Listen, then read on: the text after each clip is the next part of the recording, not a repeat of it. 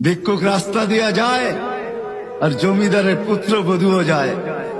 একজন সামনের থেকে আসতেছে, একজন সামনের দিকে যাইতেছে। দুইজনের ক্রসিং এর সময় ভিক্ষুকের গায়ের কাদা জমিদারের পুত্রবধূর গায়ে লেগে গেছে। সে দুনিয়া আন্দার করে ফেলছে, স্বামীকে ডাইকা নিয়ে আসছে, বলছে ভিক্ষুক আমার কাপড় নষ্ট করে দিছে।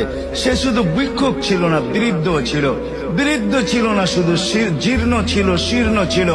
শরীরে কাপড় ছিল না, ফাটা চিরা কাপড় ছিল। পায়ে জুতা ছিল না, পেটে ভাত ছিল না। জমিদারের পুত্র সইতে পারে নাই, যৌবনী শক্তি সয়তো সয় কি কইরা তার স্ত্রীর গায়ে ভিক্ষুকের কাদা। বস সমগ্র শক্তিকে হাতে জমা করা, একত্র করা বৃদ্ধের গালে বসায়।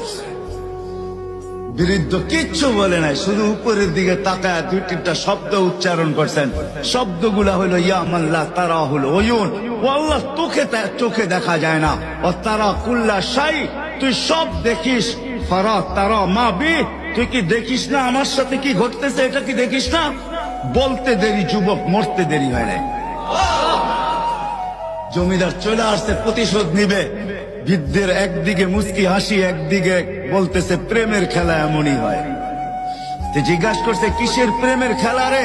বলছে ওর প্রেমিকার গায়ে আমার কাদা লাগছে, পায়ের কাদা লাগছে, ও সইতে পারে নাই।